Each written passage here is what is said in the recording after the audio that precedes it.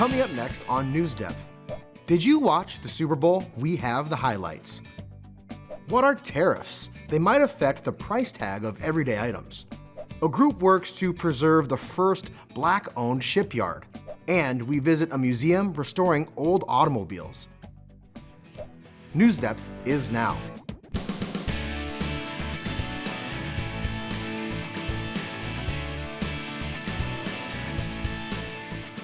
The Kansas City Chiefs went up against the Philadelphia Eagles over the weekend for Super Bowl 59. Hello everybody, I'm Gabriel Kramer. Thank you for joining us. The Super Bowl is the biggest football game of the season, and this year it took place in New Orleans. Let's toss the ball over to our NewsDepth intern, Aiden, for highlights from the big game. Aiden. Go Birds! The Philadelphia Eagles dominated the Kansas City Chiefs in Super Bowl 59. The game had an explosive start with the Eagles' offense making plays and their defense giving the Kansas City Chiefs plenty of trouble. Philadelphia led the Kansas City in the first half 24-0. We then go into Kendrick Lamar's halftime performance featuring Uncle Sam, UL Jackson. Kendrick Lamar had a powerful performance playing some of his hits like Luther and Not Like Us. He also brought out other artists like SZA and DJ Mustard, plus a surprise appearance by tennis star Serena Williams. Ohio was well represented in the big game as both teams had a number of Ohio natives, including Travis Kelce from Cleveland Heights and Kareem Hunt from Willoughby, who both play for the Chiefs. Kenyon Mitchell from the Eagles played college football at the University of Toledo.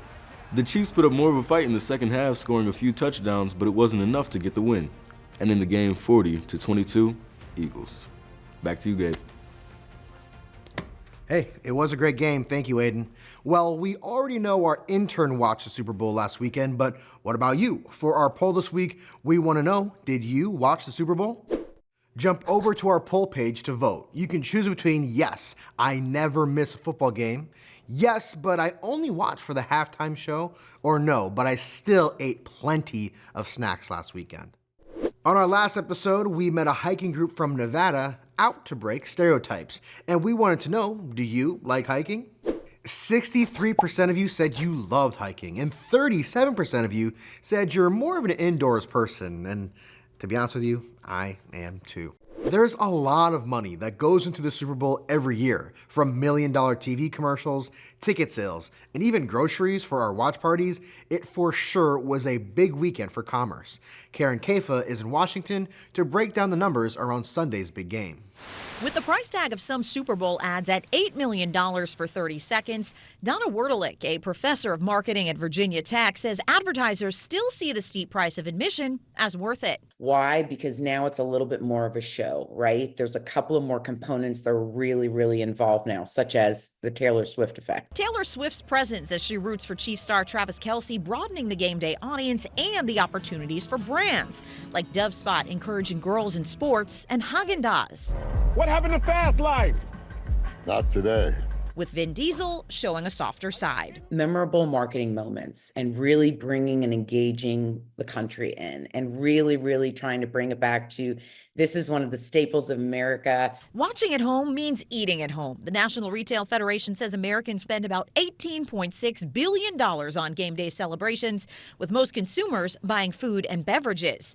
Wells Fargo found some game day favorites more costly this year and others a little less. We're seeing what we're calling kind of a seesaw effect out in the grocery store. Items pricier than last year include raw chicken wings up 7%, avocados and cherry tomatoes both up more than 11%, with the domestic supply of tomatoes crunched after Florida hurricanes. Consumers are going to be paying more, not only due to popularity, but also because they are being imported. Frozen pizzas, chips, and salsa among items trending cheaper than last year. Thank you, Karen. While planning marketing around the Super Bowl starts months ahead of the big game, performing at a Super Bowl takes years of training. When New Jersey dance teacher Deanna Flanagan isn't in the classroom, she's cheering on the Philadelphia Eagles from the sidelines. Deanna says she hopes to inspire her students to pursue their dreams into adulthood. Go Birds! This is my rookie season as an Eagles cheerleader. This is the most amazing rookie season you could possibly ask for. To get to the big game is really incredible, and our team has worked super hard, and we're really excited to go and cheer them on and get them the big win. 5, 6, 7, 8. E-A-G-L-E-S, Eagles! It's been an amazing feeling because you can feel the energy starting to build. Week after week, I would come in and the first thing the students would say to me in the morning is, "Go Birds, Miss Flanagan." It's been really fun to be on that ride with my students and be able to share that with them. And I graduated from this high school, and so to have that connection with the students and then to be able to share my dream with them has been really great. And I really hope that it's showing them that you can go after your own dreams, and I hope to inspire them to do that for themselves one day. This is the dream job, and I also have the dream job of being a professional dancer and being able to represent the Eagles. When you do what you love, you don't work a day in your life. So I'm super grateful to be able to do that and just do what I'm passionate about. Jacob and Sons. I hope that they realize that you are, one, never too old to go after your dreams. They know that this is my rookie season with the Eagles, and I think that they're excited that I'm still doing what I love and that it doesn't end after high school and it doesn't end after college, and you can continue to pursue your passions, even in the arts and in sports, and you can make these things happen for yourself, and I hope that I'm truly an example of that. 1, 2, 3, Go Birds! Well, if football is not your thing, maybe you'll enjoy watching the World Championships of Sign Spinning. Shimon Ingram and his team have turned sign spinning into a fun and engaging job. What began as a way to attract attention to businesses has evolved into a passion for performing and spreading joy. Ethan Carlson chats with them about practicing their acrobatics and martial arts skills to prepare for the championships. A unique spin on advertising. A stationary sign, you might just drive by it, but if you see it in motion, 9 times out of 10, you're gonna look at it. Shimon Ingram likes to have fun. You know what time it is? happy hour? Hey! And he's found a job that lets him do that. Sign spinning. It fills my spirit. I get to put smiles on people's faces and get businesses more customers. It's a win-win situation for me. He and his team at Arrow Sign Spinners take this seriously. You could just be there spinning the sign all day and no one will notice you, but if you lock in, hey, how's it going? Hey, this trick is for you specifically. Boom. What started as a way to get eyes on a product, hey, if you're looking for something to do, has turned into much more. Jay is ranked 7th in the world in sign spinning. He is our golden ticket. We're bringing the championship home this year. The World Championships of Sign Spinning happening in Las Vegas in March. Jay himself is feeling confident. I'm ready to hit #1. I have some tricks in my sleeve and stuff that I'm ready to finally just unleash to the world. A chance to perform in front of the best. I have a background in dancing and breakdancing. Some other competitors have martial arts and acrobatic backgrounds, which they incorporate into their sign spinning, taking it to that next level. But even if they don't take home the gold, they still have the job of their dreams. I look at it as a form of alchemy. I put out good energy, I'm having a good time, I spread it, and it always comes back. Thank you, Ethan. On to other news. You might have heard a lot of talk about tariffs recently and might be a little bit confused about what that means. I mean, I didn't know what it was until I looked it up. A tariff is a tax that must be paid for imports and exports. President Trump signed executive orders last month to increase the tariffs on goods coming into the United States. Since then, President Trump has acknowledged what economists and members of Congress had been saying all along. Americans may find themselves paying more. Phil Mattingly explains how tariffs work and how they could impact consumers in the U.S. Now, simply put, a tariff is a tax on imported goods. But what does that actually mean? Let's try this. Say these t-shirts are sold by a U.S. company, some hypothetical but obviously super cool clothing brand, and you have to have one of these t-shirts. But these shirts aren't actually made in the United States. They're produced by an international company, which is outside the U.S. Now that means the U.S. company needs to import the shirt that you covet. Now, for the sake of hypothetical, let's just say for $20 a pop, which the U.S. company then turns around and sells for, say, $60 each, which is an insane price to pay for a t-shirt. But hey, look, you do you. But what happens if the U.S. government imposes a tariff on your coveted t-shirt? Why? Well, historically, there are 2 triggers for tariffs. 1, protect a domestic industry. In this case, maybe the U.S. t-shirt industry is getting crushed. And 2, raise government revenues. Regardless of the reason, let's just say the government has now imposed a 10% tariff on our t-shirts, which means that the American company that imports the same t-shirt, it costs $22. Now, history tells us the American company isn't just going to eat that cost. Margins they matter. So they pass that cost on to you, the consumer. Now, I get it. You have to have this shirt. So a couple extra bucks, no big deal. But you're asking about tariffs for one reason. President Donald Trump, a guy who fervently believes in tariffs, so much so that he's proposed tariffs across the board on every imported good from anywhere. Universal tariffs. Now, think about that couple extra bucks you were cool with shelling out for that trendy t-shirt. What if it wasn't just the shirt, but everything imported that you buy? Thank you, Phil. Thank you for the explainer. Concern about inflation from U.S. tariffs isn't over yet. China is retaliating now that American companies must pay 10% extra on Chinese imports. Beijing is issuing tariffs on certain items from the United States, creating export controls and more. Mexico and Canada appear to have escaped similar fates for the moment. Now, other U.S. trade partners are worried they're next, as Amy Callie reports. The European Union will respond firmly. Europe is bracing for a potential trade showdown with the U.S. The president of the European Commission says she wants to start negotiations with the U.S. early.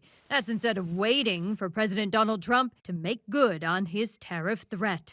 The European Union is prepared for a robust but constructive dialogue with the United States. Trump says he plans to have such a dialogue with Beijing soon. As of today, U.S.-based companies must pay a 10% tariff on Chinese imports. China says it's responding with tariffs on a few U.S. exports after an initially muted response. China has long been preparing for less exposure to the U.S. Trump says he's postponing 25% tariffs on Canadian and Mexican imports, which many economists call inflationary. Trump says those countries have made concessions around border security.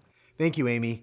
While modern tariffs shape global trade by influencing the cost of goods and services across borders, their roots can be traced back to the early shipping yards, where the foundations of international commerce began. A group in Baltimore, Maryland, is working to preserve the country's first black-owned shipyard. It opened in 1866, just 1 year after the Civil War ended. To preserve means to protect something from decaying or being destroyed. Kim Dacey has details on how history is being preserved. Down by the harbor in Fells Point, crews are hard at work on the Lady Maryland ship, making sure she's seaworthy. This dock has a long history of doing just that. At the shipyard, they would caulk ships, fix ships, help to haul ships out of the water so that you could help do all the work that's necessary to keep a ship in floating good order. This dock was known as the Chesapeake Marine Railway and Dry Dock Company, the first black-owned shipyard in the country. It opened in 1866, just 1 year after the Civil War ended, by Isaac Myers and 14 other free black men. You can imagine coming out of the Civil War and all the racial strife and challenges. It was quite courageous for these men to step forward and to create a business that employed primarily blacks, men, but also was integrated. There were white men who worked there as well. The owners had quite a mentor on this endeavor, Frederick Douglass. As an enslaved teenager, Douglass worked in Fells Point as a caulker on boats for his master before escaping to freedom at the age of 20. After the Civil War, he came back to Baltimore. He owned 4 homes on Dallas Street, which is right around the corner from where we are now standing in Fells Point. And he was the mentor for Isaac Myers and these 14 other prominent black men who came together to start this first black-owned shipyard in the country. It was a successful business for 18 years before closing in 1884. But the folks at Living Classrooms, who have preserved this history with a museum exhibit, say the story and the message it sends is one of empowerment. We bring thousands of kids through this site, tell them the story. It's important for the children of Baltimore, whether you're black, whether you're white, male, female, young, old, to have inspirational stories like this to move forward with their own lives and do great things. Maritime history is pretty cool. Thank you, Kim. And that brings us to our Write to Us for the week. Why is preservation of history important? Students can use our inbox online or send us an email to newsdepth@ideastream.org to share their answers. Speaking of history, last week we learned about Paul Laurence Dunbar being the first Black poet to be recognized nationally, and we asked you to write a poem about your family's history. Let's see what you had to say by opening our inbox. Lexi from Springmire Elementary in Cincinnati has such a big family. I can relate. History about my family. Talk about old, yeah, that's my fam. So many people, I just can't. Too many people, don't know them all. Can't explain it to you, only 5 people I know. It started with my Opa, then to my grandma, to my mom and her sister and brother too. Then to my sister, then to me. I have a big family, can't you see? DJ from Freedom Elementary in Westchester wrote a short poem with a lot of backstory. I'm the oldest brother of them all. My dad helps me up when I fall. My cousin is in the NFL, but he broke his furry tail. My mom is always happy, but when I am mad, she does me bad.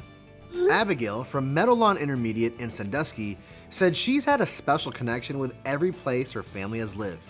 Dear NewsDepth, my family's history is one you will want to hear. I have lived in many places, far and near. Minnesota is my birthplace, quite vague in my memory, but it's still a part of me. Then on to Wisconsin, the state known for cheese. I lived there for about 4 years, geez. Then lastly, I moved to the Buckeye State, and I've learned that it's great. That is my history, I hope you enjoyed it. I know I have. Where should we go next? Daniel from Olmsted Falls Intermediate School in Olmsted Falls wrote about all the places his family is from. Dear NewsDepth, my family came from a lot of places. Mexico, Poland, Ireland, so I'm Mexican, Polish, Irish. There are a lot of places my family came from, a lot of places I'll see one day, then I'll finally say, this is where I started. This is where my heart is. And London from Ledgeview Elementary in Macedonia, Ohio, talks about her lineage. Dear NewsDepth, I do not know much about my history, but I know my mom is Irish and my dad is African, which makes me Irish African American. And my mom's mom is 50% Irish. That is all I know about my history. Thank you, bye. Tell Newshound I said hi. Thanks for writing in, everyone. I love to hear about your families and your heritage. And as promised, I also wrote a poem about my family. I titled it, Dela Cruz, We Don't Lose. Here it goes. When my family throws a party, it's a wild time. I'll drive for hours just to be by their side. Titas and titos and cousins galore. Imagine the number of shoes by the front door. All right, hope you didn't mind that one. Now, speaking of family, Newshound is kind of like family to me, and I notice a lot of you really love Newshound, and we really enjoy reading how much you like NewsDepth and Newshound, but I think it's getting to Newshound's head a little bit. I think he's turning into a diva. Let's see if he managed to get some work done this week. It's time for the petting zoo.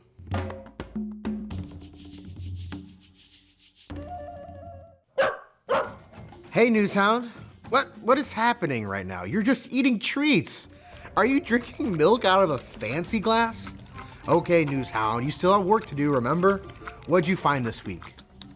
Oh, a story about sea otters helping control invasive crabs in California. Now, researchers believe the otters could be a potential solution for controlling an invasive species that's invaded ecosystems up and down the West Coast.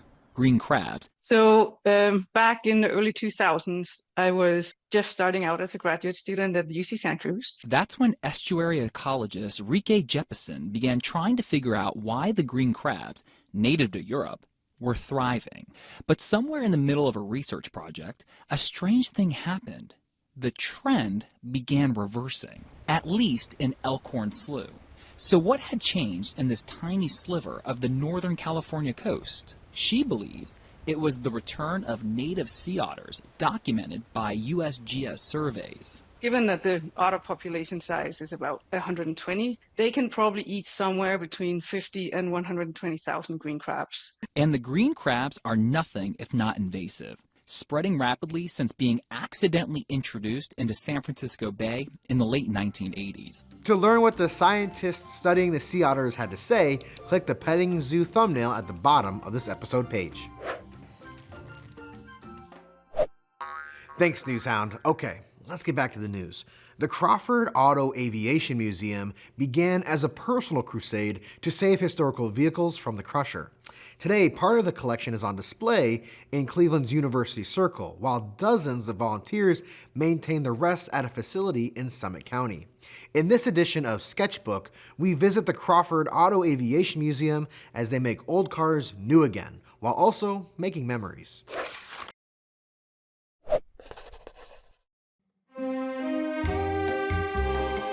Worked for Lubrizol, and I worked for 35 years there and retired in 2009.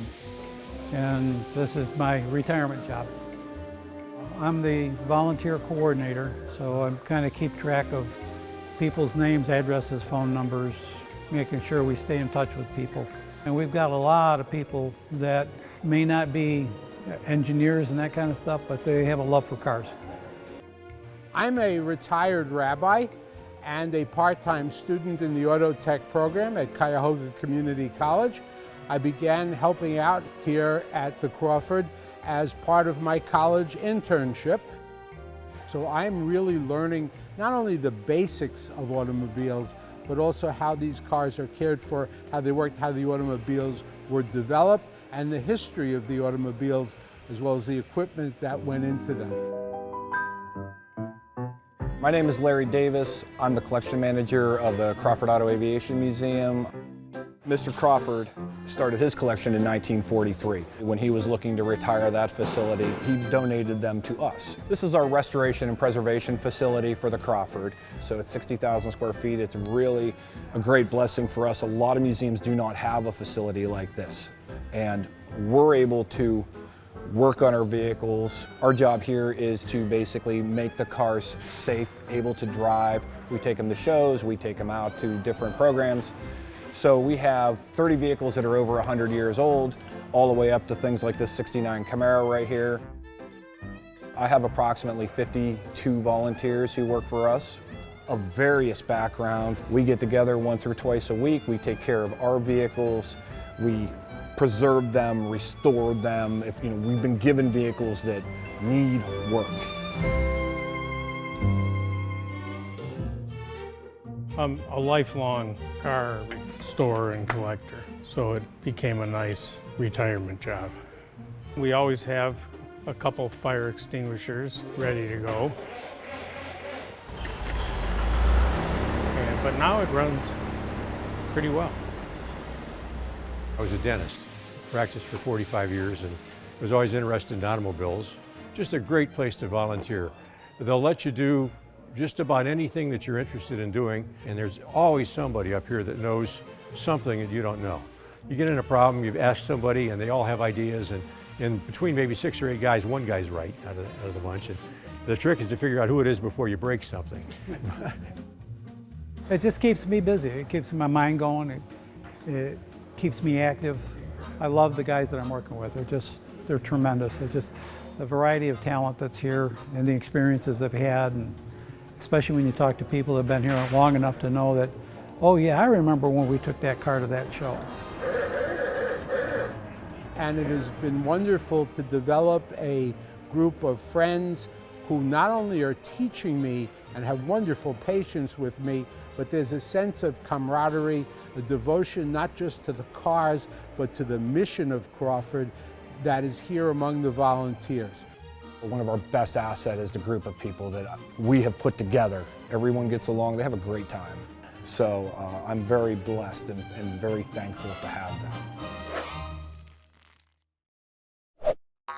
Special thanks to arts producer Jean-Marie Papoy for sharing that story with us. Okay, I think I have just enough time to share this very special A+ award. We absolutely love it when students visit us here at NewsDepth headquarters. Today, some students from Lakewood stopped by and gave us some pretty cool gifts. Thank you, by the way. But seeing these students gives us a chance to get feedback on the show, learn about what stories students are really interested in, and we find it so motivating to meet our viewers. Recently, the newsworthy elective from Incarnate Word Academy in Parma Heights stopped by to tour our studios and speak with some of our colleagues here at Ideastream Public Media. This group of students have a different take on the announcements. I mean, they do all of the things that you'd imagine, like telling their classmates about what's on the lunch menu, what activities are happening that day, and sharing important information, but they also interview their classmates. When they were with us, the students spoke with several of our reporters and learned about interviewing techniques, and they practiced asking questions that were more open-ended to avoid yes or no answers, and then asking follow-up questions. An example would be if I asked a news hound something like, where is your favorite place to take a walk? And then I'd ask them, why do you like that place so much? We were really impressed when the students told us about their legacy project. A legacy is the long-lasting impact of a particular person's life. For their legacy project, the students are featuring a longtime IWA teacher who was retiring at the end of the year. The students are interviewing teachers, current and past students, and other members of the IWA community to learn about how this teacher has impacted them over the years. I think that is a great way to honor the impact of a beloved teacher. This week's A+ award goes to the newsworthy elective team at Incarnate Word Academy for visiting our studios to learn more about interviewing techniques, sharing important information about their classmates, and most importantly, honoring a member of the school's community in such a respectful way. Keep up the great work. Well, that's a wrap for this episode of NewsDepth, but you can keep the conversation going, and there are plenty of ways for you to stay in touch with us. You can send us a letter. We're at 1375 Euclid Avenue, that's Cleveland, Ohio, zip code here 44115. And you can email us at newsdepth@ideastream.org. Plus, you can catch all of our special segments on YouTube. Hit subscribe if you're old enough so you don't miss out on any of our new videos. Thank you for joining us. I'm Gabriel Kramer, and we'll see you right back here next week.